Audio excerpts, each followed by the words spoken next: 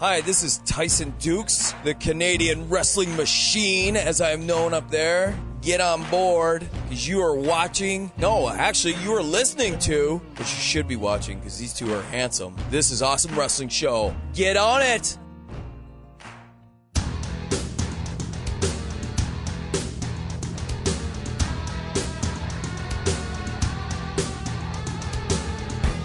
Produced by the Cleveland Sound Radio Network. Here is the This Is Awesome Wrestling Show, hosted by Glenn Moore and Steve Guy.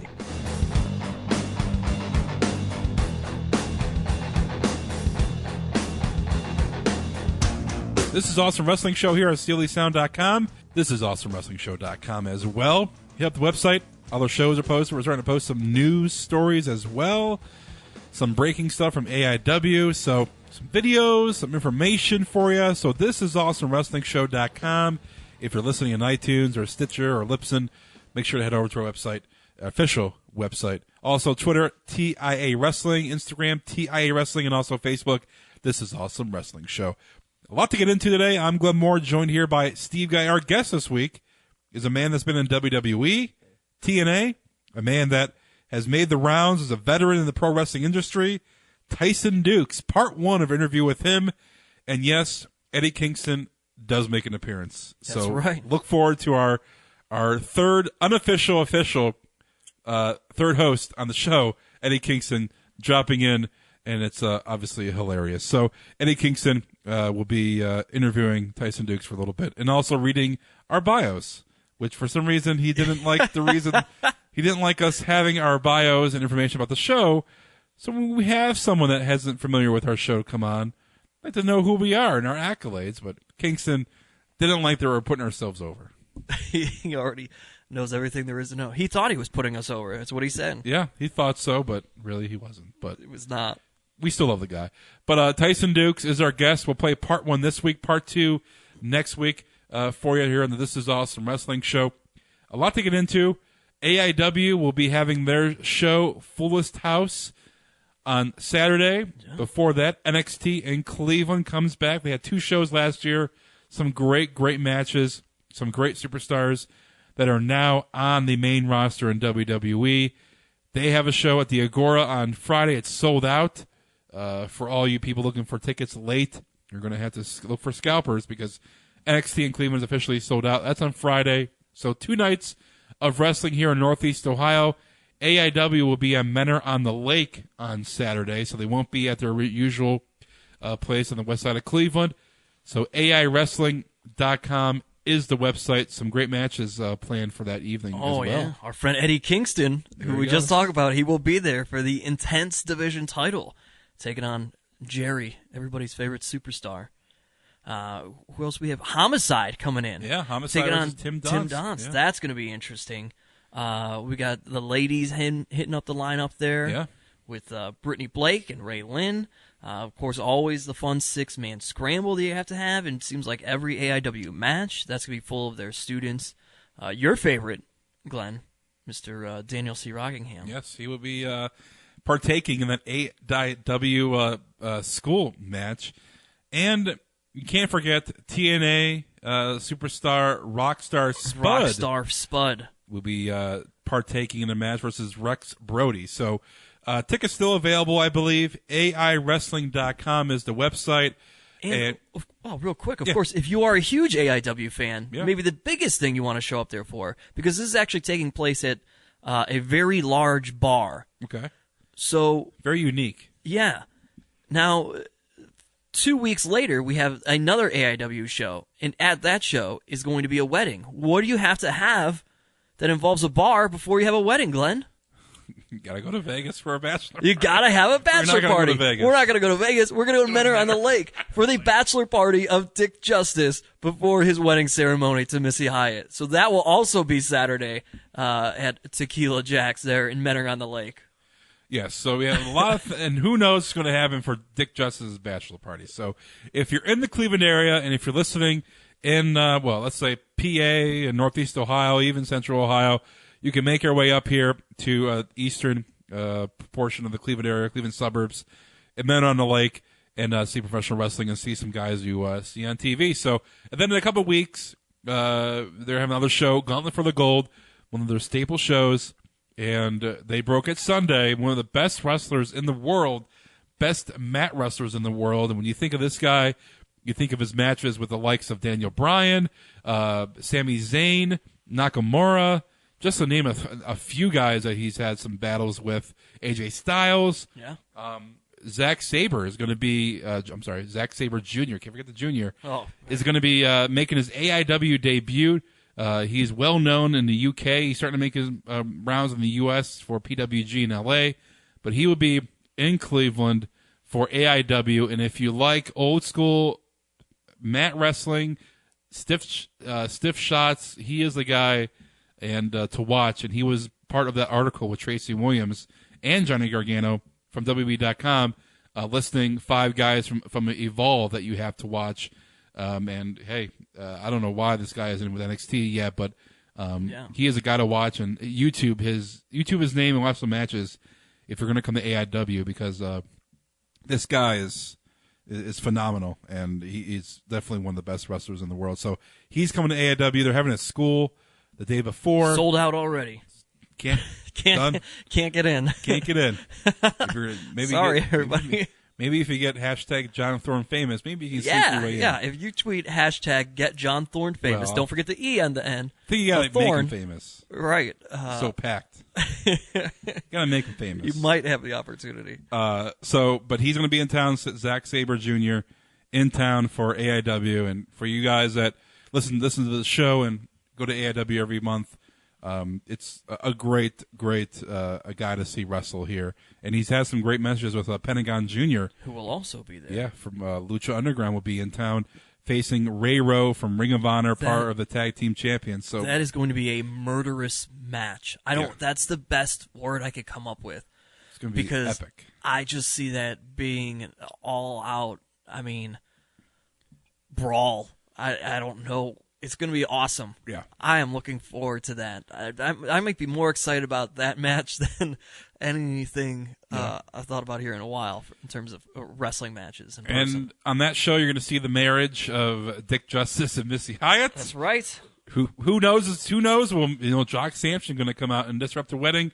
Is Bunkhouse Bunk going to be there? Is Colonel Robert Parker, who is was part of the show 2 weeks ago? We don't know. Going to be there. So there's a whole. And you got Candice LeRae facing Alex Shelley. The lineup is spectacular. So I know we're doing some housekeeping, some cleanup here before we start a regular program. But if you're in the Cleveland area, if you're in Columbus, if you're in Toledo, if you're in PA, we're putting over AIW not because we're friends with the guys at AIW, but because this is a legit, awesome promotion in Cleveland, Ohio, that has some of the best wrestlers in the world come to Cleveland to wrestle in some small gymnasium on the west side of Cleveland. For $20-$25, you can see this live and up close. There's no better way to get your wrestling fix and hit up AIW. So, and if we can tie it all together in one way, why you want to go to AIW to see these people too, it's got to be that name Johnny Gargano. As we talk about this weekend, it's you've got an AIW show, we've got an NXT show, but it's huge because our own friend of the show, Johnny Gargano, will be at NXT Cleveland. Yeah. 1 year ago we go to NXT. It's in Cleveland. It's pretty awesome. You see some older AIW guys are on there, and the names are like Kevin Owens. And then here's Johnny Gargano, Mr. AIW, so to speak. Yeah. I mean, he teaches the students, for crying out loud. Yeah. And how cool is that going to be for a guy like that to be on the road with NXT in his hometown? Yeah. He's going to be the king of that show, I feel like. Yeah, he's going to get a huge pop. He's already making the rounds for NXT. Pittsburgh, Detroit. He's making the round. He's been in Florida, obviously. Yeah. For the TV tapings. Has not been a part of one of the special shows yet. Which has he? No, I don't think so. No, he's not. Only the tag team. Yeah, true. Thing, which is how he got introduced. Yeah. So here's a guy that obviously has had a WWE official debut. Not as Johnny Gargano. No. But still. For him to, like we had him on the show last year, it's been 1 year almost to the day that he's last on our show, and we talked to him about what his future plans were and what would, does he have to make WWE to solidify his career? And, a year later now, almost it's going to be almost a year later that he's going to be wrestling in a WWE ring in Cleveland, Ohio, in front of a packed house that is going to be popping for him. Probably again one of the biggest pops of the night. It's going to be awesome for him, and I'm sure, hopefully, knock on wood, that's kind of makes NXT push a little bit for him to get a full-time spot on NXT. He's already getting Johnny Wrestling chants when he travels. Yeah. So I can't imagine what that would be like on Friday. So I'm happy for him. Yeah, so that's Friday. And he's a guy to be happy for, right? Oh, definitely. He has to be pumped. And so Friday sold out. So if you're looking for tickets, hit the websites, hit Craigslist to get some tickets for NXT because you're not going to be able to walk up and get tickets. So StubHub, does that happen? Could you get that on there? I think so. I think you can get it. I'm not sure. But anyway, you buy your tickets for if you want to scalp them, NXT this Friday. But AIW, you can still buy them, AIWrestling.com. All right, we spent 10 minutes putting over AIW and Johnny Gargano NXT. Let's get into it before we hit up Tyson Dux for our first part of our 2-part interview with Tyson Dux. Let's get into it. Raw, we are on the road to WrestleMania. A lot of storylines are, starting to form a little bit. Sort of. We're going to be talking about Triple H getting booed when he's beating up Dean Ambrose, but being cheered when he's facing Roman Reigns. The Divas match finish, which was awful. We'll also talk about Y2AJ. Steve and I are on the fence about this one. He think it's bad for AJ. I think it's good for him right now. And will Vince's son of a bitch comment to end this promo mean a return of Linda McMahon? So we'll talk about that as well. And then we'll hit on TNA being on Uverse. Is that good for them? Also, New Bucks and New Day. Young Bucks, the Young Bucks and Kenny Omega having a shirt ripping off New Day and kind of calling them out. That would be great. Not kind of, flat out calling them out. Yeah, that never happened, but it's cool to talk about because Young Bucks, who have been on the show, and then Kenny Omega, they're top of the wrestling right now. And then our good buddy Miz, who's been on the show as well, making fun of Ziggler after their match last night. So we're on the show with that. But let's get into it. Our first topic, Triple H. He is the WWE World Heavyweight Champion. He is the man. He's going to be main eventing WrestleMania. Last week, beating up Roman Reigns, he's getting cheered. One of the biggest pops of the night. He's beating up the good guys. He's getting cheered for beating up the good guys, so to speak. And then this past Monday, Roman Reigns has a quote-unquote surgery to put him on action. And then you have Ambrose wanting a title shot. Triple H beating up Ambrose. Triple H is getting booed now for beating Ambrose. Ambrose is a top babyface. You can't be happy if you're WWE when you're trying to push Roman Reigns. Dude, this whole storyline with Ambrose Triple H has more substance to it. It has more of a build-up than the actual main event of WrestleMania. It's a little bit mind-boggling, but that's the way of Roman Reigns. People are booing him and cheering Dean Ambrose, and Triple H is just a revolving door of cheers and boos. Yeah, from a storyline perspective, obviously the Reigns Triple H thing has more to it, goes back further because Reigns put Triple H out for whatever extended period of time. But in terms of a reaction, you're right, Ambrose, Triple H. And I think, don't you think part of that, one, lends itself to anybody who fights against Roman Reigns seemingly gets cheered at this point. But I think some of that, too, speaks to the believability of Ambrose as an underdog to Triple H, to anybody, compared to a Roman Reigns. Roman Reigns is a guy that we've said for a long time, you should just booked him to be a badass. He should have been out there beating people up. Whether that's a heel or face, I don't know, but he should just mauled through everybody, similar to like a Brock Lesnar, right? And you didn't do that, and so it's still just not believable that the odds are stacked against him. Yeah. Because we've seen this happen so many times. Ambrose, he's like, there's no way. Plus, he's like rooting for your crazy uncle. Yeah. Right? Yeah. You have this crazy uncle who's always just hammered or something at a party. Oh, yeah, I did this. I could do that. I could do that. No, you can't. And then he finally does it, and you're like, yeah, do it. This is awesome. That's probably Ambrose, and I think he's your, in the absence of Daniel Bryan, Dean Ambrose is your underdog. Underdog, but like your common man, I guess. Yeah. For lack of better terms. And that's the way it should be when you have when you're having a WrestleMania match where the bad guy is a champion, Triple H, you need an underdog, and Roman Reigns is being shoved down people's throats as a good guy, and people aren't liking it. They are, throwing it back. They don't want it. But Ambrose it's just more natural. It's just more of his character. It fits Ambrose, and it fits Triple H's program, and it's going to culminate at Roadblock, the WWE Network special on March 12th. It just fits better than Reigns, and I think it's good to have Reigns off TV because I think your best bet for people to somewhat cheer Reigns is to have Triple H just get major heat beating up the top babyface and keep Reigns off TV. That way, Triple H, by the time WrestleMania comes around, is just a absolute horrid human being, and you have to boot Triple H when he comes out at WrestleMania. Well, and I think that's what happened, was that last year? Whenever it finally, remember when Roman Reigns finally got over, and because he started beating up Triple H, because everybody hated Triple H so much, that happened. You need to find that success again. It'll be tricky. I don't think you can leave Roman Reigns off the entire time, because I think at the same time, by doing that, you kind of start to give people this false hope that, oh, it's not going to be Roman Reigns at WrestleMania. You know what I mean? Like it still needs to be in their head. Yeah. This is who he's going to wrestle at WrestleMania. Ambrose, you're right. His character is so much more successful because that is his character. Yeah. We've watched Ambrose just get beaten down, and then talking on the microphone while laying on the ground, whether it's Brock Lesnar or the Bray Wyatt used to happen to, or Kane, I think at one point, right? It didn't matter. He takes it just like he did last night with Triple H. And so you're right. It comes out easier because we see that happen to Ambrose, and you want to root for him finally getting back up and doing the awesome. Yeah. And the fact that Ambrose can still get over and still be, help his character even if he loses. If he goes out and gets beat by Brock Lesnar, he's still looking like the major underdog. Okay, he tried his best. I'm sure it's going to be a hell of a match. Anything happens, anything goes.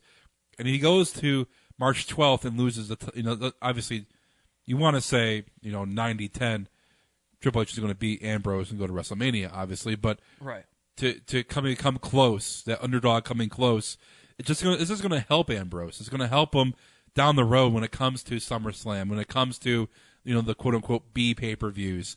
And if Reigns goes out there and loses Triple H and doesn't get his title back, he's like a loser because he lost at the Rumble. He lost to Sheamus, and it was champion for 5 minutes. It's like it's too predictable. And with Ambrose, he can lose, but still be the top babyface and still get over and help his character down the road. And with Reigns, it's like this is like all or nothing because if he goes out and wins, great. If he loses, it's like, do we have to cheer a guy that keeps losing? Yeah, you said something interesting there, and I'm going to deviate a little bit away from just the Triple H Reigns aspect. But when you brought up, when we talk about Brock Lesnar with him, I think it kind of gets lost. For sometimes you hear people think like Brock Lesnar's not really a company guy. Yeah. Doesn't this kind of prove how much he is? Because Ambrose has kind of been that guy stuck in the mid-card level. And like how you just said, and how we talk about Ambrose is that one guy who can lose but still evolve his character. Yeah. Brock Lesnar, it doesn't get any bigger, really, in a one-on-one match than Brock Lesnar. If it's not a title-related match, right? Right. I mean, you're in a match with Brock Lesnar. And so even Brock coming back to the ring like he did last week and F5ing Dean Ambrose again, first stepping on his face, which is amazing, and then coming back and F5ing him outside the ring. People, I think, underestimate how much that does for Dean Ambrose.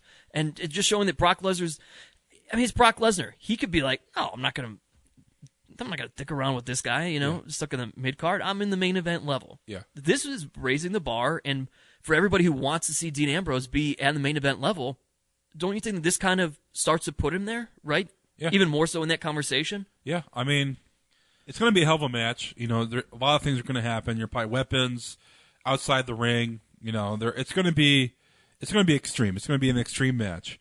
And, Lesnar was a good guy for X amount of months, and then this is he's doing heel tactics, attacking the parking lot, but he's still being him. Yeah, he's still Brock. That's Lesnar. who he is. Yeah.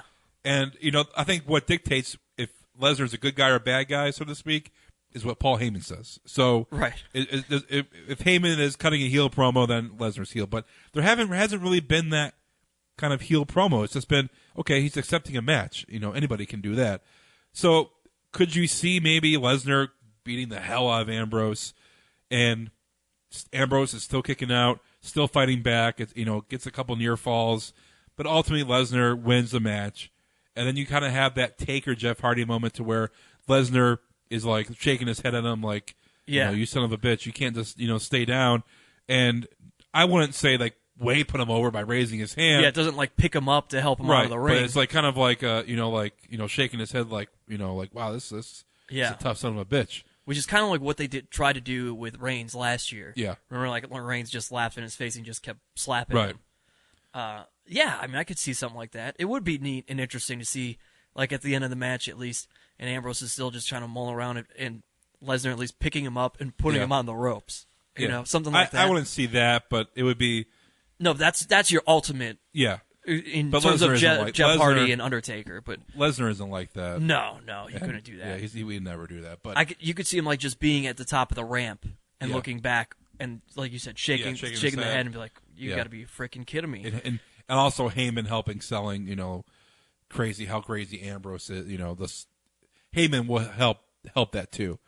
But there's got to be that stupid smile. Brock's got to have that smile when he shakes his head, like that approving. Yeah, like shaking his head, this kind of smile, like like wow, this. Yeah, and that will help Ambrose, who is a full-time guy. Lesnar is not a full-time guy, and then going forward, that will help Ambrose. And hey, if you want to have Ambrose or Reigns be the top babyface, right now Ambrose is very hot. Now that match will probably not be top 3 of the night. Like when it comes to order, and we're going to talk about this a little bit too, is what should be the main event of WrestleMania as of right now. This match, Ambrose and Lesnar, will probably, I would say, be the 4th match from the last, because I think we'll talk about next the Divas title. The Divas, it's going to be probably Charlotte versus, it'll be that triple threat match. Speculation, probably going to happen. Top 3 wrestlers in WWE wrestling for the women's title, but ultimately it's like the break match when people can kind of catch their breath and get ready for the 2 big matches of the night. And let's get into the Divas. Last night on Raw, it was a crappy match, a terrible ending. It was just these girls deserve better than what they're being given. And I think the match, and we talked about it, is that the match didn't do them any justice. We both like the end result that this is supposed to lead to in the triple threat at WrestleMania, but the ending of that match is supposed to be they're completely worn out. It's they needed more time for that to be believable and not confusing. Yeah, it's the way the match ended. It's they could have ended it much better and stuck at the point across. Sasha, an excellent wrestler, an excellent women's wrestler, a girl that deserves to be given more time to really connect with the crowd and also show her skills with Becky Lynch, with Charlotte. For her to reverse the powerbomb and then basically force herself to be counted for a 3 count, the way it looked was awful. The announcers didn't put it over. It looked sloppy, and we're not used to seeing that kind of stuff when it comes to Sasha and Becky and Charlotte. They're just being rushed. It's not giving enough time. Yeah. And okay, if they are given 15 to 20 minutes at WrestleMania, triple threat, this will all be worth it. I can forgive and forget because at WrestleMania, that's what it's all about. But are you excited for it right now? It's going to happen, but it's like, geez. The start of that match was good Yeah. and fun. It's like they just immediately, because look, this is important. This is for number 1 contender spot at WrestleMania. Yeah. They both go for their holds immediately and just continuously reversing out of it. And there's just like that 30-second period where it's back and forth. That was great. But then I think to make it really believable and like, oh, these girls are really worn out, you needed that moment where they are in each other's holds, like legitimately in the hole in the center of the ring and climbing towards, that bottom rope to grab onto it. And then the other puts the other one in that hold. And they're just, that wasn't there to give you the ending of the draw where it's like, oh, these two went really hard at it and there were some big spots and, they really drained each other and now she just passed out. And I think, again, that lends itself to the fact that there wasn't time, like you said. It rushed, very rushed. I believe there was 5 matches that lasted under 5 minutes. And I know we are in WrestleMania mode, and that means we are in promo mania, to where a lot of promos fill the show to get storylines over. We get that. You had a McMahon kick off every hour of the show. 9 o'clock, Triple H. 8 o'clock, Triple H. 9 o'clock, Stephanie. 10 o'clock, Vince. So you had a McMahon kicking off the top of the show, which is where they're trying to get people to click over from wherever they're watching. And you had promos that lasted long, and the matches. Miz and Ziggler lasted 1:05. Becky Lynch and Sasha didn't last that long. And I know they're going to have their rematch, which is being filmed and taped tonight.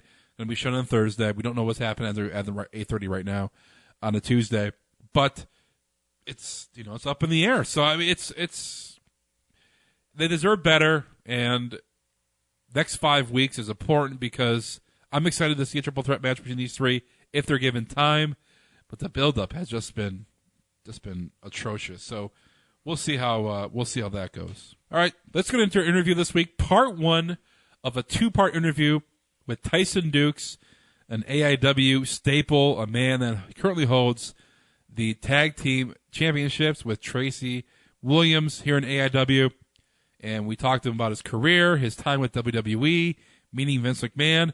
And in our first part, Eddie Kingston does make an appearance, our third official co-host of the show. So sit back and enjoy part 1 of our 2-part interview with Tyson Dux.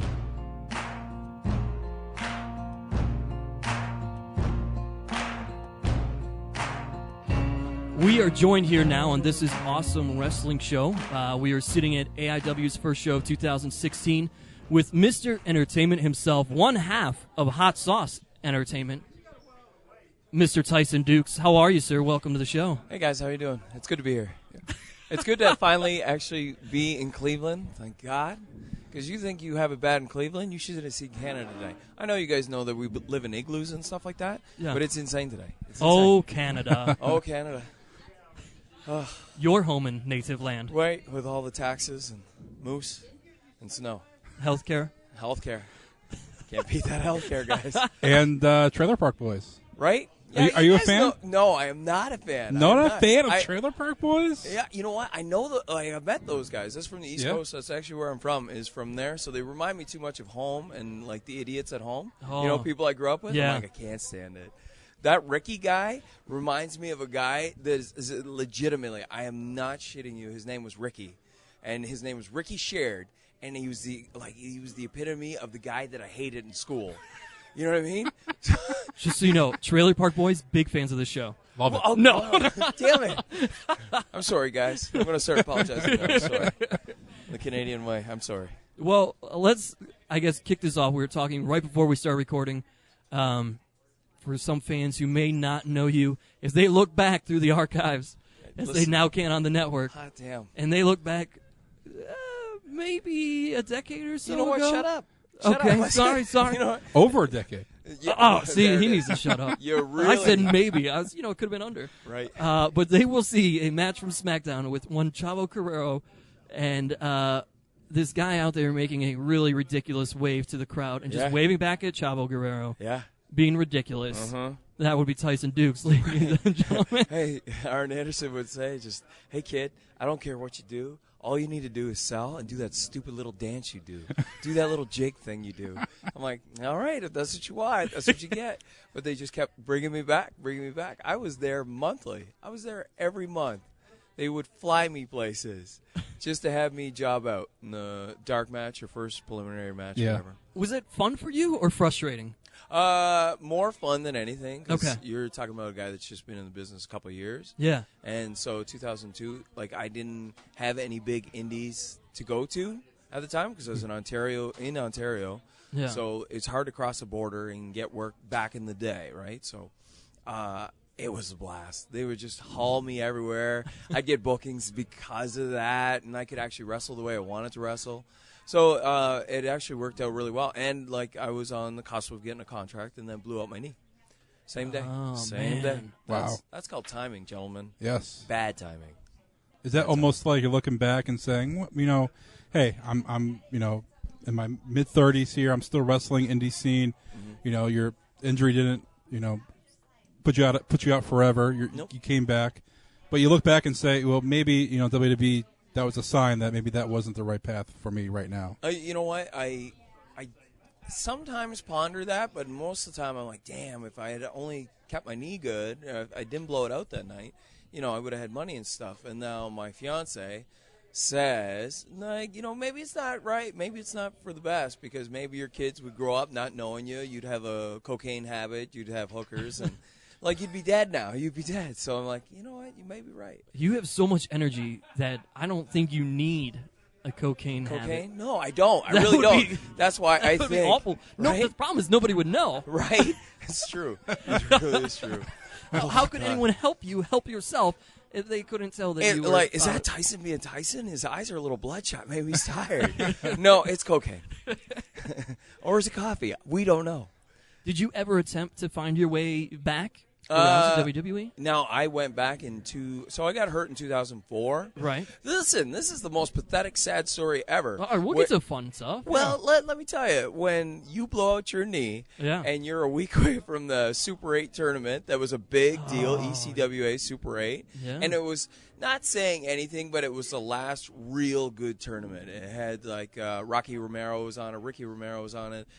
Daniels was there. Daivari took my place and got a job with WWE right after that. So ECWA and the WWE was waiting for me to finish that tournament. They loved the fact that I was on that thing, and they were probably going to pull me right after that because we were in contract discussion the night that I hurt my knee.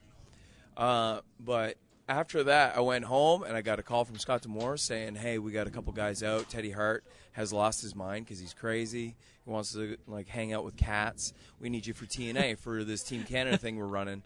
I didn't get Team Canada. That went to Showtime. Showtime Eric Young is my replacement. Daivari's my replacement in WWE. Showtime's my replacement in Team Canada for the first time in TNA. And 01 messaged me and wanted me to come in. Spanky was there at 01 at the time, and I was supposed to go there. And then I said, Spanky, I can't. I got one leg. That's all I got. I can't go to Japan. And that's when Hashimoto was in charge. So it would have been a really, really cool experience because 01 was at its heyday when Hashimoto was alive, right? It's when he passed away that things went downhill.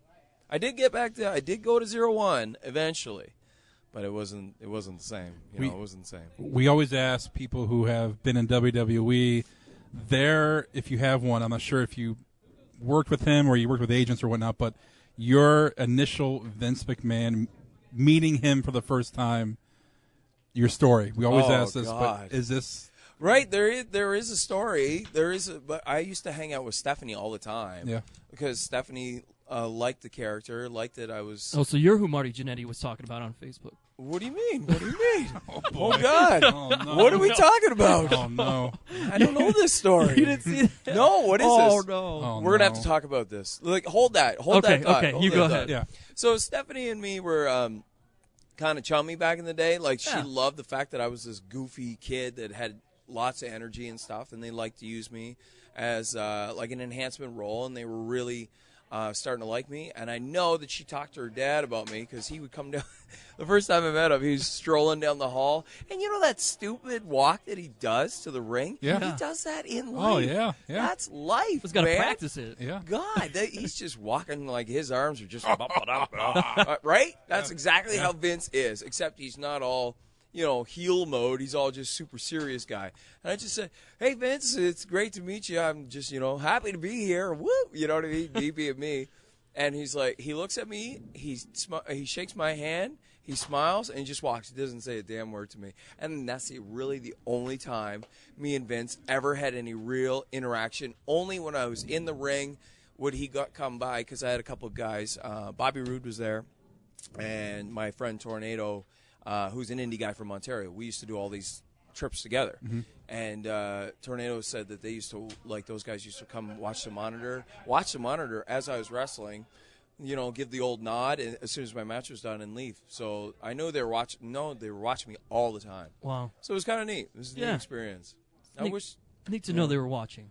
Yeah, it's good. It's good. Like Arn Anderson one night, Vince and Hogan needed some more time because they couldn't get on the same page, and SmackDown was live tape. It's not live air, but live tape. So they needed time for this, the stupid Patriot gimmick he was doing. So they couldn't get their segment together. So they, like, when I come back, I just wrestled Bobby Roode, and we had a really good match. And then I come back to the back, and then they're like waving at me, saying, "Hey, did you just go over in that match?" And I said, "Yeah." And you were the babyface, right? I'm like, "Yeah." He said, "We need you to go back out there." And they're in a panic. They're all wide-eyed. Said, "You need to go back out there and stall for like 10 minutes. You're going to go out there with Jamie Noble. We need you to stall for 12 minutes. We need you to," and then it just got up and up and up. Yeah. So now we're looking at 13 minutes. 13 minutes of more wrestling when I just put in 7 minutes with Bobby. I'm like, oh, my God, this is the greatest day of my life. Yeah. So Jamie said that him and Nydia were going to go out there and cut a promo that was going to last 10 minutes, and we'd wrestle for 4 minutes. Well, Jamie goes out there, and his promo is exactly 30 seconds long. And then I'm like, oh, my God. It's just like, we're going to call this thing for 13 minutes. So I come out, did my little jig or whatever, and get to the ring, and we wrestle for about 12 minutes. And Jamie's such so good, right? Yeah. That Arn Anderson, when we were working out there, jumped up onto his seat and said, "That's wrestling. That's how wrestling should be. That's the way wrestling, what we're missing from wrestling nowadays is just guys going out there and doing it. And look at that. They got interaction, they got the people, and it looks natural." And he's losing his mind. But that was the time before I got hurt. So I was on the right path, and then I got hurt. It's funny that you say that, because wrestling in general did not continue down that path from what Arn Anderson was saying. In fact, it went the opposite direction. It actually went the opposite direction. With the exception of, which is kind of what makes it odd, Daniel Bryan just retiring, and it's like he is what you think of when you think of that style of wrestling, the very technically sound wrestler that's out there, and people are so behind him, but then otherwise in matches they're not really behind it, and it's like WWE's trying to change with their crowd, but for the most part people still aren't behind it. It's like they can't make up their minds. They really can't make up their minds, because there'd be times that we'd go there and there'd be a list on the thing saying no chops, no super kicks, no anything. They'd list that on the board, and they'd say no punches, because they're on a big kick. If you punch a man, you should have knocked him out. You should knock him out. Right. And this is right after Austin, right? Austin was just out the door. And so they would list this in the gorilla. So no chops, no super kicks, no punches. If you punch, it's got to be the finish. So I'm like, okay, no problem, because I use forearms and but I can't chop now, and that's fine. And you can work around that stuff. And it ends up being like it's ludicrous. It turns into, it's just ridiculous. Where like every week it changed. Like, don't choke a guy. We don't want you choking people, because that gives a wrong perception. And then the next week someone would be choking, and it was like, what? I was just gone like 2 weeks. Are we back to punching and choking? It's just, we changed week to week. They're always trying to find that niche. You know what I mean? They're looking for that. They're looking for that next Austin. And that was such a huge moneymaker. But they don't want an Austin, because Austin had too much power. There's a lot. That's so much. There's so much involved, right? It's just they want right in the middle. They want a guy that's going to be over and be a moneymaker. Yeah. But also they don't want to give so much power to them to where he's controlling basically everything that's involved with that character, with that person. Exactly, because Austin had way too much control. And we know Vince loves to be in control of his own stuff. Sure. Yeah. Right? Also, like even like Hogan, a guy like Hogan who had too much power. Oh, God, look at this handsome fella. So now, my mic. Now you're going, wait, let me finish the question. You have still been making a career for yourself. You're out on the indies. And you run into characters who also determine themselves to be relevant, like Eddie Kingston. Eddie Kingston? What is that like? as Eddie Kingston now sits down to join us as well. Where are you putting wood on the fire? Is that what you're doing right now? Is putting wood Listen, I'm going to do these other show highlights. Oh, I'm God. going to read off this paper that these guys have. This is our promo. This Just is, one second, Tyson. this is how we put ourselves King, over, buddy. You're All the right. king. You do your thing. Yeah, but you my man. Hold on. All right. Okay. All right. No homo. Pause. Featured in January 2015 issue of Cleveland Magazine, right? That was you Yeah, guys? that was you. That was you. yeah. That was you guys? Yeah. That was last year, right? Congratulations. What have you done lately? Nothing. Anyway. Read on. Oh, my God. Media at... What is that? Sound it out. Credential. Yo, you guys got some... You are from New York, so we'll give you a pass. Credential, yo. Media at WWE WrestleMania 31 event in San Jose, NXT shows 2015. These are all last year. King, I don't think it's. Oh, wait. Now we're going to 2014. Right. Because they ain't got nothing for 2016. Seth Rollins and CM Punk's departure. Interview went viral. Wow. It did. You know what else went viral? A monkey smelling his own poop and then falling over. I want you guys to think about that. It's almost like trending, like that does anything for you. Doesn't put extra money in my pocket. Am I right there, Dukes? Are you saying the interview is the same as monkey poop?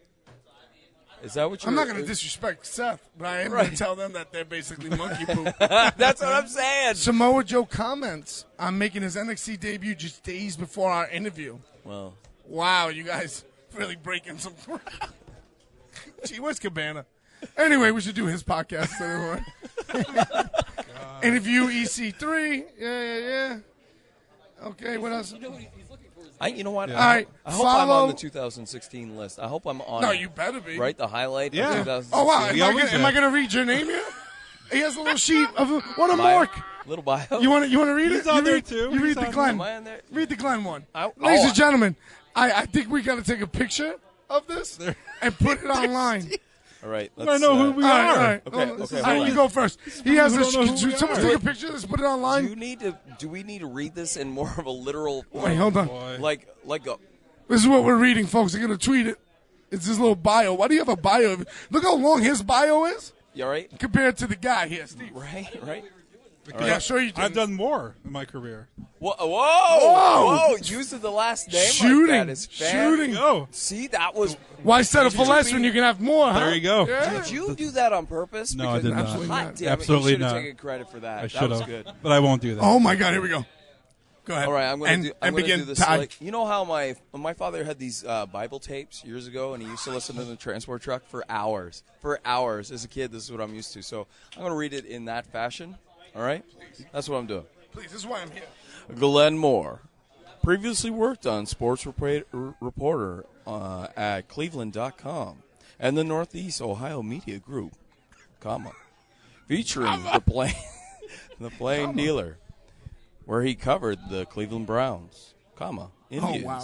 The comma, Browns. and the Cavaliers for 3 years. For 3 years only, huh? He's been hosting podcasts since 2008. This better not be edited too, guys. I want this on here. No, This it'll is be on really- there. It'll be Okay. on there. 2008, It'll be on huh? 2008. After Ranging, Cabana started the whole thing, right? Yeah, I've been before. ranging from shows with He's Jerry the one who King, invented it. Jerry the King Lawler, called the King's Podcast. 60 Seconds with Chris Perez, former. He's a that is a bracket, former MLB closer, bracket, comma. This is good. This is good punctuation. It by really the way. is, bro. Thank It you. really is. Is this and Boobies podcast? Yeah, Yeah. boobies. Booby Gibson, yeah. The kid. Okay. Oh, okay, don't With worry. that's why it's spelled. You spelled boobies wrong. No, but you No, didn't. That's the way he Yeah, he right. spells it. Yeah. There you go. Nice You've been on, podcast yeah. Yep, Just okay. skip down a little bit. with former Cleveland Cavaliers guard Booby Gibson. I think this next part's a lie. Go ahead. What is Okay, it? here we What's the go. next part? Here's the part that he thinks is a I lie. think this is all made up. His work has been featured on ESPN, When? Sports Illustrated. Have you Bullshit. been the swimsuit issue? Definitely not the swimsuit. No. Glenn Moore. Yahoo! Exclamation point there. That's their logo. It's it. Yeah, that's part of their logo. Okay. Hot damn it. I thought he was just excited. Sport. Yeah, I'm like Yahoo! Yeah, that's what I'm supposed to do. Right? This is ridiculous.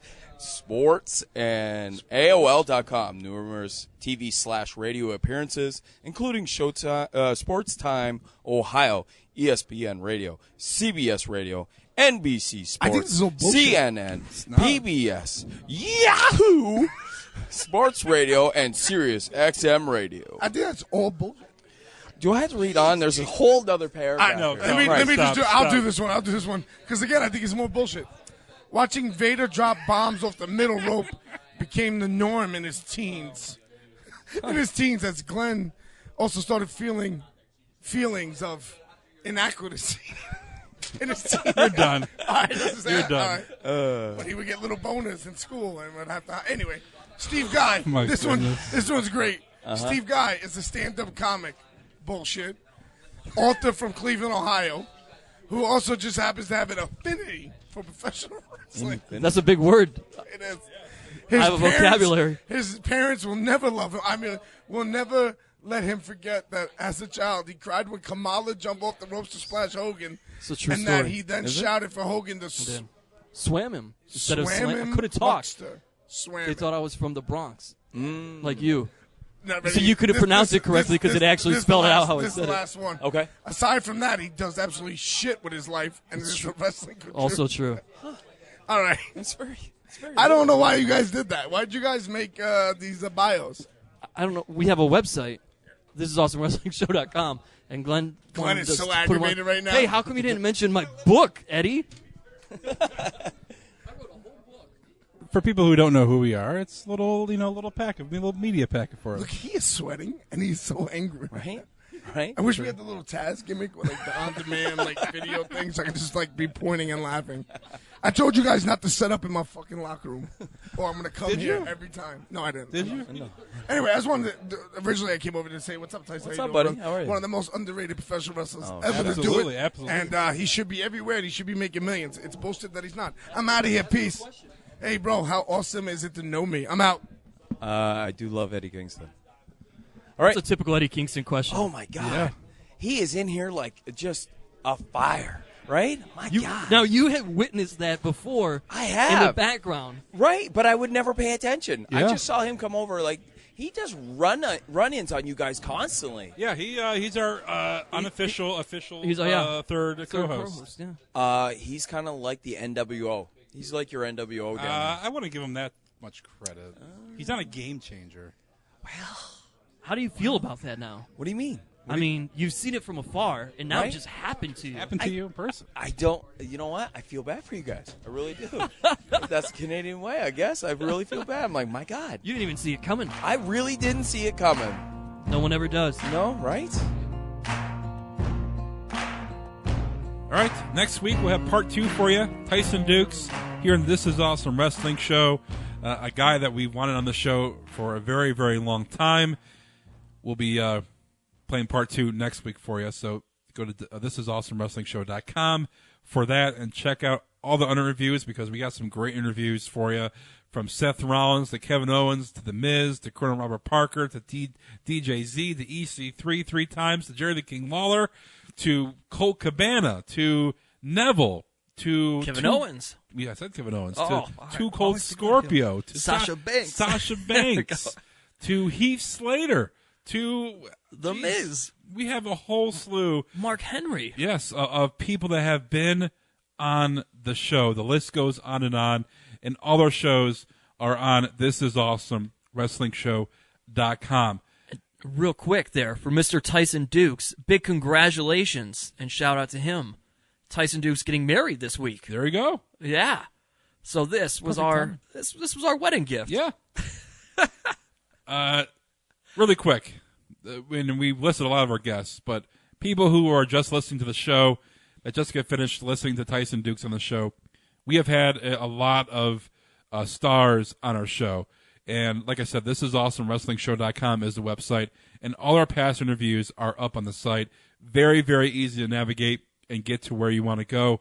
And like I said, our list, and we're just going to go for it again, Jerry the King Lawler, EC3 3 times. We had Seth Rollins, Samoa Joe, Terry Funk, the Young Bucks, Neville, Kevin Owens, Colt Cabana, Chris Sabin, Sasha Banks, Lillian Garcia, Corey Graves, Dangerous Doug Gilbert, DJZ, Brian Myers, a.k.a. Kurt Hawkins, The Miz, Bo Dallas, Heath Slater, Mark Henry, Little Guido, a.k.a. Nunzio, Cedric Alexander, Blue Pants, Eddie Kingston, Gregory Iron, Tessa Blanchard, Johnny Gargano, Taylor Hendricks, Colonel Robert Parker, Crazy Mary Dobson, Tim Donst, Grado, All Ego, Ethan Page, and Too Cold Scorpio, and also some non-wrestlers who have made their impact in the world of sports, from Gary Barnes of the Cleveland Browns and former Tribe closer Chris Perez. So, whew, it's a lot to say. You need a minute there? A lot to say, but a lot of great interviews, and there's hours and hours of wrestling talk that is ready for you. It's ready for you to be played.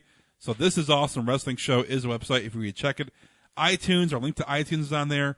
Also, the our podcast store, the link to there for Androids is there. So head on over, subscribe, leave a comment, rate us. It helps with us, so we really appreciate everybody listening to the show and also checking out all our past interviews, because our website is up and running, and like I said, linking to everything that we've done through the show for the last, this is episode number 73, so we're almost to 100, buddy, and it's going to be, geez, we're 27-4, that's going to be about 7 months away, so right, September-ish, Okay. October-ish, Halloween Havoc style. Episode 100 coming around the corner. Fantastic. All right. So we wrapped up our talk of what's going on for WrestleMania. Really quick, Vince, kind of said it. He didn't proclaim it. He kind of whispered it. Yeah. Son of a bitch. Son of a bitch. Son of He didn't. a bitch. He didn't say it like son of a bitch. He said it like son of a bitch. So that, I am giving you the question. Are we going to be sitting a former senator in the running for senator, and he has kind of stepped away from WWE to get into politics? Could we see the return of Linda McMahon? I don't know. That's immediately what I thought too.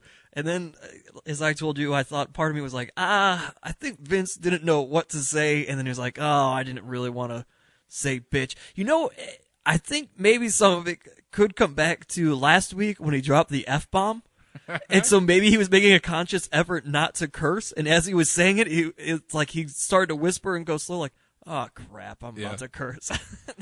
I don't know that there was anything to it other than him saying it, but it would be something if all of a sudden after 7 years, we only see two McMahons for so long, to bring back the whole McMahon clan. Yeah. It'd be like WrestleMania 2000, to where we had every McMahon representing someone in that fatal four-way. Look, I don't think we're going to see Linda come out on Raw, because she has stepped away from wrestling product. Right. And when you step in the world of politics, and who knows if she'll ever run again. I know Vince was just wasting money on that. But who knows if she'll be back into politics. But if she goes back into it, all the competition is going to be saying, well, just, 2 years ago, you were back in wrestling. How can we vote a lady that's, well, Donald Trump is running for president, but, how can we vote for a lady that's involved in wrestling? So now, here's an interesting thought. Mm-hmm. What if the big mistake, huge mistake that Vince made that Shane helped bail him out was sinking too much of his money into Linda's campaign and not wrestling, which then provides us with the return of Linda as well. There's ways that could fit in. Yeah. I just don't know that that's what he really meant. I think he was just calling him a son of a bitch. Yeah, I think, yeah. If Linda comes out, it adds to that. And Shane will be on Raw next week, too, so you can have that. Bigger pop for a return, Shane or Linda? Shane. Definitely Shane. Linda will get a pop, but not Shane O'Mac. Not Shane O'Mac style. Definitely not Shane O'Mac style. So we have that to look forward to next week with Shane and, maybe Linda, retorting. Yeah. And Linda and Shane versus Stephanie and Vince. Maybe. Which we haven't seen that before, have we? Yeah. Oh, and by the way, thanks, Undertaker, for showing up for 30 seconds. Oh, yeah. Let's get into that. So we wanted to know, why would Undertaker, who is a good guy, a guy that's on his own, that's fighting his own battles, that has faced Brock Lesnar and Bray Wyatt at battles with answer them. To anybody. He is a guy that beats to his own gong, comes out whenever he wants, and then you have Vince McMahon, who is playing good old Vince McMahon, the guy that we know as a bad guy, putting the company on the line versus Shane, and he picks the Undertaker, and the Undertaker, we want to know, will the Undertaker why would the Taker go side with Mr. McMahon? And we want to know. And they announced Taker's going to be on Raw. Like, we'll know. We'll find out. Vince comes out. Okay, this would be cool. Taker and Vince. When was the last time Taker and Vince were involved in the storyline? You have to go back to corporate ministry style. Yeah, probably. Yeah, corporate ministry. You had that invasion to where you had Vince. Yeah. But Taker, even though it wasn't just Taker and Vince. It was a group thing at Kane, The Rock, Angle, so cold. But the last time we saw these two in the ring together, in a major storyline was corporate ministry. So you have Taker come out. Taker walks out slow. Doesn't even take his hat off. They'd have a match though after that. Taker Vince? I thought they did. I thought they had a match. I don't know. There was that time frame where like Vince was just fighting everybody that ever had a grudge or an issue with him, and like Bret Hart was in there, and somewhere around that time. I'm sure. But even still, it's been. I mean, we're approaching close to 10 years if it had happened. Because Vince was wrestling DX in 2006. That was 10 years ago. Yeah. And then Shane was gone. He came back when Randy Orton and Triple H were going at it, the whole family thing. But to have Shane, have Vince and Undertaker in the ring the same time in a major storyline, it's been more than a decade. So it's been a long time. And I'm sure our listeners will correct us on Twitter, letting us know when exactly the date, second, the time, what weather was that day when Vince and The Undertaker were in the ring together for a major storyline. Thank you, Justin Summers. So he comes out, he grabs the tie, chokes him by the tie, and says, blood will be on your hands, not mine. Cool, but why would Undertaker accept? Why would he fight for the company? Why would he side with Vince? Why? And I know there's still 5 weeks, but we wanted to hear from it. And then Taker walks out. Taker isn't even gone yet. His music hasn't even stopped playing. And Vince gets some water, fixes his tie, clears his throat, and proclaims that Shane will not be getting his inheritance when he loses at WrestleMania. He's going to give it to Stephanie, which the crowd poo-pooed all over it. No reaction. And then we got to the son of a bitch, which leads to the Linda speculation. So Taker... it was anticlimactic and just wasn't as cool as I thought it would be. No. So it was the only thing shorter than the Miz Ziggler match. That is true. And that was probably the ratio of the most money Taker has made with the amount of work he had to do in his career. Come out, choke the boss. He won't get suspended. Miss it, Titus. It won't get suspended, but he was in there for like 10 seconds, said a line, walked out, wasn't even out of the building yet before Vince has moved on. And what happened to like Taker, being the supernatural guy? Wouldn't he put the fear of God into Vince, not just choking him by, wouldn't some lightning strikes or some pyro goes off? There is nothing. Nothing. You didn't even have smoke when he came out, I don't think. You could have had... Which, by the way, fact checkers, I looked it up because I knew there was... Yeah. Buried Alive, 2003 Survivor Series. Okay, Undertaker versus Vince McMahon. So 13 years. So, yeah. Almost 13 years, which is still a long time. Yeah. But still, it's... They could have had, Taker maybe turning him down, then, Taker saying, right. You're fired. If you don't do this, you're going to fire. I'm going to fire you. If you don't do this, I'm going to banish the streak from ever being acknowledged ever again. Your streak will be wiped away. It will never. I'm going to reverse the decisions of every match, so your streak is done. We're so far removed from, the Undertaker is this being a match where you just go up against the Undertaker because everybody loses. Once you break the Undertaker's streak, it's no longer you go up against the Undertaker because I need you to lose. Yeah. Everything we've had with the Undertaker has had a reason up until this point, and now it's just. Because I want Shane to lose is going against The Undertaker. Yeah. I don't know. Give me a reason The Undertaker wants to fight him. And like I said, there is, 5 more weeks, and you have Shane come back next week. So, obviously a surprise Taker appearance could happen. Sure. So anything can happen, but just to kick it off, it's been kind of a dud. A little bit. A little bit. So, but yeah. Really quick, also, Y2AJ. Yeah. Is a thing now. It is a thing now. We've seen Chris Jericho team with, like, the Big Show, with Jericho. Who else did he tag with? Did he tag with Miz at one point? No, that was Miz and Big Show. Because that was, yeah. was it? That was, well, I know that definitely happened too, Yeah. his show, but I thought that Jericho and Miz at one point maybe were a tag team. I don't know. I don't you think saw so. him with Triple H years ago. Yeah, the 2-minute, no, not 2-minute power trip, but yeah, you saw Jericho and Triple H, the whole Stephanie angle, Right. Who else is Jericho teamed with? I mean, anybody and everybody, really. Yeah, but the thing is, you have two of the best. Jericho was one of the best in his time. Obviously, he's still a valuable wrestler, a guy that can still go out there and work. But you have AJ Styles, hot guy, not physically, but You think, yeah. Oh, absolutely not. Oh man. Nope. I wasn't sure where you stood on this whole AJ Styles go to the WWE thing at first, Glenn. I was like, man, Glenn doesn't seem that excited. Maybe he was just trying to hide your excitement. But now it has come to fruition. Oh God, no, definitely not. I gotta change my wordage for this. A guy that is very, very well liked in the wrestling world right now by the fans. Hot name. Hot name. Yeah, there we go. Hot name. He made his Royal Rumble appearance, which was his WWE debut. Not debut, but WWE coming back as AJ Styles and being the main guy and being the top guy in the business. How do you think he looked that night? Great shape. Very fit. And then, you want to see what happens. And he's had some programs with The Miz and Chris Jericho, and now he's tagging with Jericho. And I think right now, for what is going on WrestleMania season and what has transpired, this is probably best for AJ right now. And you say it isn't. He's working with Chris Jericho, a guy that has done it all. And this isn't just about AJ Styles being a mid-carder, because he's going to get his time, Bullet Club.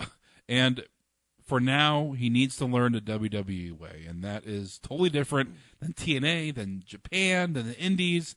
And there's no better guys to get him introduced than Chris Jericho and The Miz, two veteran guys. I can't believe I'm saying Miz is a veteran right now, but he is. To get him introduced, and they have had some great matches. And now as a tag team, you got to put him with something. And I think teaming with Jericho, Y2AJ has a little bit of a ring to it. It has a little bit of a zing to it. Well, it's only got one extra letter than Y2J. But they haven't faced the New Day. It's a little bit of entertaining. But for right now, WrestleMania season, the only other option I would see that this, other than this, would be Owens versus Styles. And that's what I said. That's what I wanted. Like I think that it hurts AJ because, okay, we saw his stuff with him in Jericho, and that kind of put him on the map for the people who don't know him, the people who have been huge Jericho fans. So it's like, okay, well, if Jericho is going to give this guy the respect, then I'm supposed to give this guy the respect that's earned. Yeah. And so then you need to build off of that excitement, and I don't think that having a tag team match where now we see less of what he can do, because that's inherently what happens in a tag match when you have to give the other guy his time as well.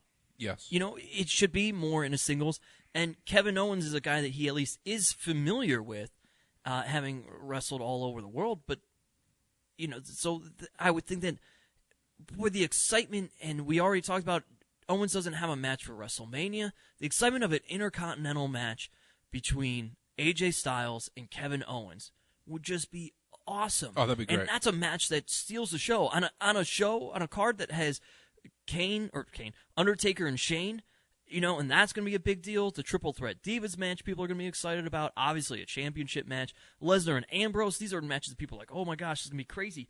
You can have an Owens AJ Styles kind of fly under the radar, but steal the show at the show of shows. Yeah. And people be like, holy crap, this AJ Styles is legit for those who didn't know him. Because now I think it's kind of taken a back seat.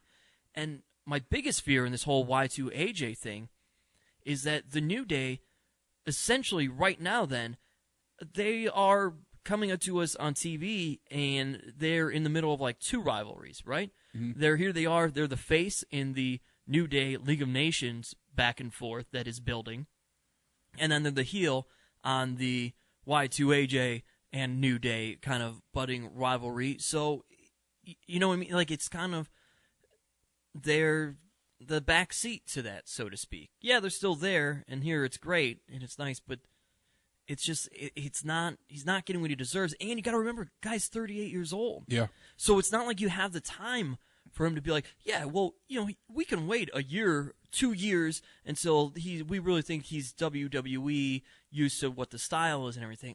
Well, 2 years, this guy's going to be 40. Yeah. So then he's going to be where Jericho is already and have to be just putting guys over. And that's not much of a run in WWE. And no point did you actually capitalize on who AJ Styles is in the AJ Styles brand. Yeah. That would be the only thing other than him in the tag team and maybe winning the tag team titles. You know, who knows how that's going to be played out. But for right now, I think this is best because you're teaming with a guy that is a WWE guy, and it is a different WWE is a different beast. Sure. And, you know, Jericho has said it in his book and podcast that, you know, he came in from WCW and WWF, and he had a hard time for him getting used to it. It's a whole different ball game, different expectations. So if you have Owens and Styles go out there for WrestleMania, the biggest show of the year, and even Owens is still kind of a newbie when it comes to WWE style. You know, he hasn't. When you watch Owens and, you know, for his matches and indies, it's a different style he's wrestling now. And when you look at Styles with Jericho, you know, Jericho can make him look good because it takes two to tango. And, you know, if you have Styles and Owens go out there and the match isn't up to expectations of what Vince wants or Triple H wants, you kind of wasted the opportunity. So right now it's a safe bet for Styles because it is WrestleMania season.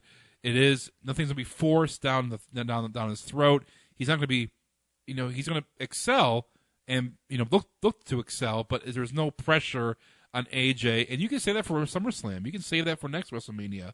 And I know he's getting up there in age, but you still have 2 years to milk, you know, 2-3 years, 4 years, whatever, to milk out of AJ, and there's plenty of time to feature Owens and Styles, not just on a mid card under the radar, but to possibly be a co-main event for a pay-per-view like a SummerSlam or a Night of Champions or something that is more featurable. Well, I think in my mind, just to make a comparison, right? When I throw out a match on this WrestleMania card of an AJ Styles, Kevin Owens, and we talk about the Intercontinental title and, you know, it's the man or it's a match maybe that should make a title, right? Yeah. I think back to WrestleMania 10, Razor Ramon, Shawn Michaels. Two guys not quite main event scene yet. Right. And they just steal the show with their ladder match.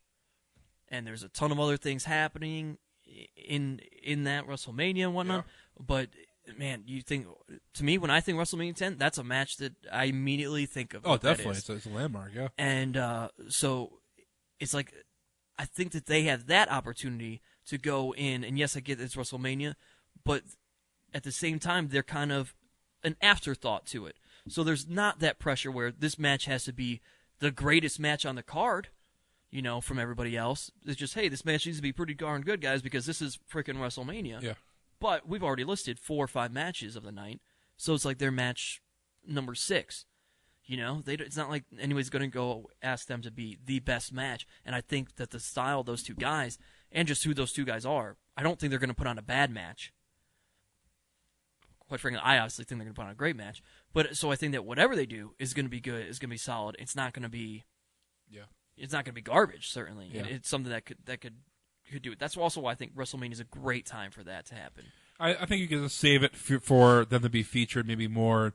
Give the storyline more to build, and you know, like I said, main event of pay-per-view. Yeah, to me, it just makes sense because I don't think I said this before, but when we were talking earlier, I was like, you know, because you can still you're still in that short time frame where you can grab that Royal Rumble moment. Yeah, for it to come back. Right. To that. Yeah, and I'm sure they can go back to that because, you know, Styles did get eliminated by Owens, but yeah, that would be the only other option, for, I don't want to see Styles versus Jericho when I want to miss from WrestleMania. No. I don't want to see that.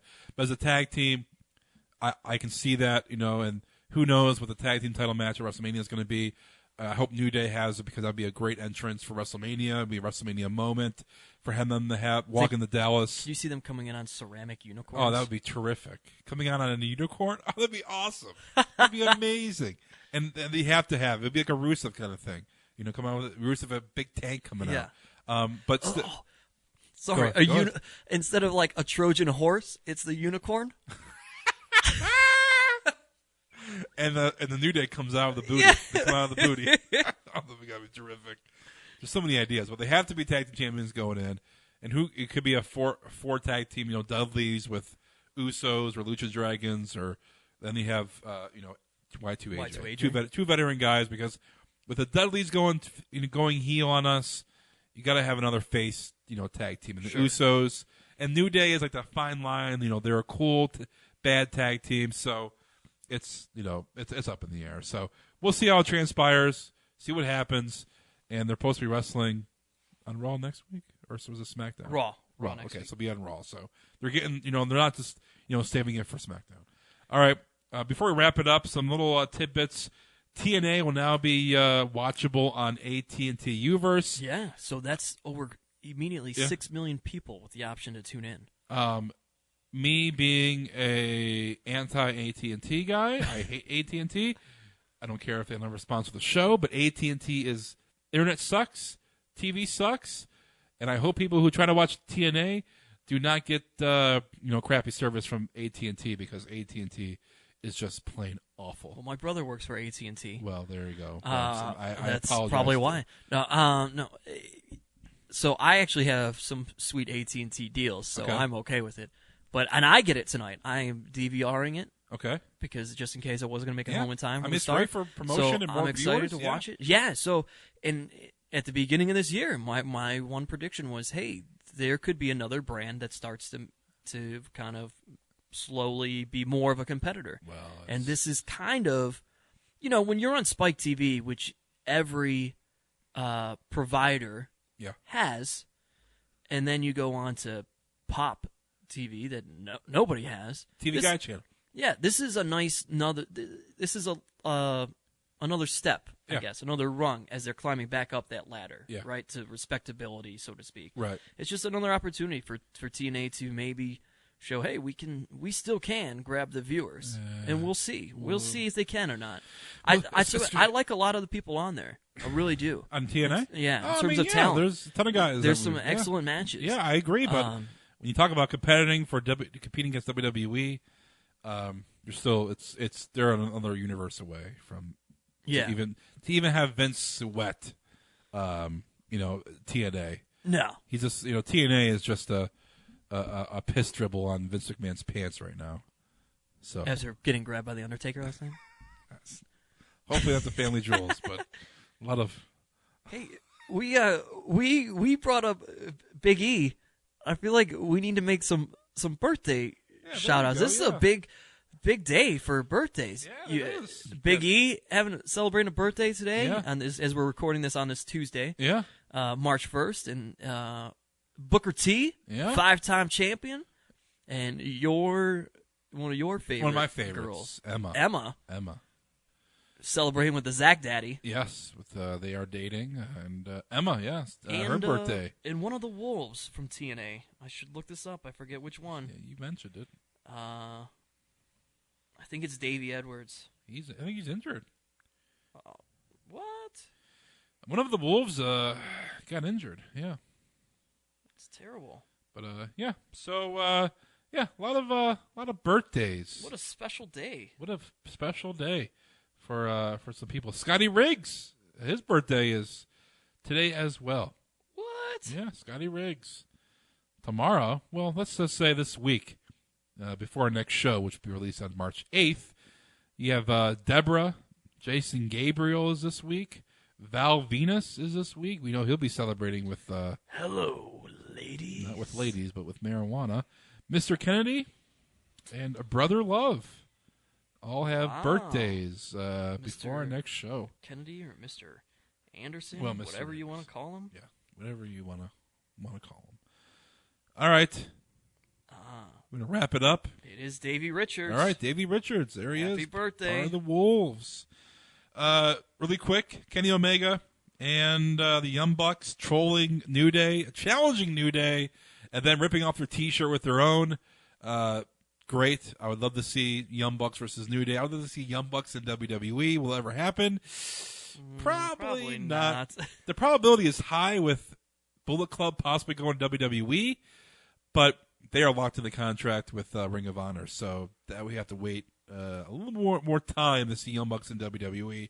Then again, contracts are made to be broken, so you never know.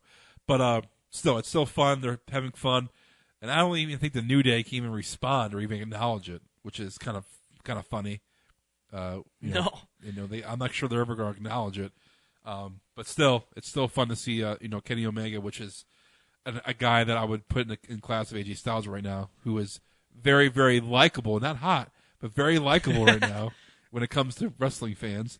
But and the Young Bucks, obviously great brothers right there, great tag team. Messing around New Day. So check out their T-shirts, pretty hilarious. If you like the New Day T-shirts, you'll like the Young Bucks and Kenny Omega. And then The Miz beating Dolph Ziggler in a minute 05 last night. I tweeted out a Miz 105 shirt to parody the Sheamus 515 shirt. Miz loved it. And just for SmackDown spoilers, Ziggler gets a quick win on The Miz on Thursday night. It was quick. It was the same length as Monday's match. So there's a SmackDown spoiler for you. So who knows? I would love to see Ziggler versus Miz at WrestleMania. That would be great. Battle of Cleveland. In a 2-minute, 30-second match. On the pre-show. I feel bad for those guys. But, hey. They'll probably be in an Intercontinental title ladder match. Or even the Andre the Giant Battle. They haven't even hyped the Andre the Giant Battle Royal yet. Because they even know who's going to be in that. The Ryback. The Ryback's going to win that? Who won last year? Big Show. Big Show won. There hasn't even been anything for that either. Nope, nothing. Steve. 5 weeks away. What's going to happen, You got to get the other storylines to build before you determine who's in there. They better get their ball rolling. That's right. Oh, I know. So we're going to see what happens at WrestleMania. So we'll be talking WrestleMania for the next 5 weeks. We'll play Tyson Dux, our part 2 interview with him next week as well. AIW this week on Saturday, AIWrestling.com, NXT here in Cleveland. Follow me on Twitter at GlenmoreCLE, the Steve Guy for Steve, TIA Wrestling. We'll be tweeting out stuff from both events. And look for photos. We might get some interviews at both events, so look for that as well. And ThisIsAwesomeWrestlingShow.com is the site. And we have a lot of topics today. I appreciate you guys sitting here for the more than the hour of the show. But look for next week, Tyson Dux Part 2. And like I said, ThisIsAwesomeWrestlingShow.com. All their interviews and shows are posted. And we went to the rundown. I'm not going to do it again, but we have some awesome guests. And feel free to send some hot AJ memes to Glenmore. Don't even. CLE. Or TIA Wrestling. I'll get the notification either way. So there you go. Follow us on Twitter at TIA Wrestling. And like us on Facebook. Hey, Jerry the King Lawler and EC3 like us on Facebook. They do. You should too. So This is Awesome Wrestling Show on Facebook. And, this is going to shout out. Now, anybody who likes Full House has been binge watching Fuller House. Greg Iron loves it. I love it too. I'm in episode 8 already. I don't have Netflix. Okay, but you need to get it. Get it to watch Fuller House. Kudos to DJ Tanner, DJ Fuller, there's a wrestling episode, a lucha wrestling episode. Yeah. She did, I believe it was a Hurricanrana or something, head scissors. She did her own wrestling moves. She was in there for a good minute, putting on some wrestling moves, throwing people off the rope. I was like, is that really her? It is. She confirmed she did her own wrestling moves. Candace is legit. She was amazing. So shout out to her, and I love when TV shows do a wrestling themed, even though it's like a lucha underground lucha, and we all know how I feel about that. Still, it's still wrestling. It was still cool to see one of my childhood sweethearts get in the ring and perform her own wrestling moves. No stunt double needed. No mids down needed. Oh, There you go. Good for her. There you go. All right, we'll talk to you guys next week. This is Awesome Wrestling Show on CLEsound.com. See ya.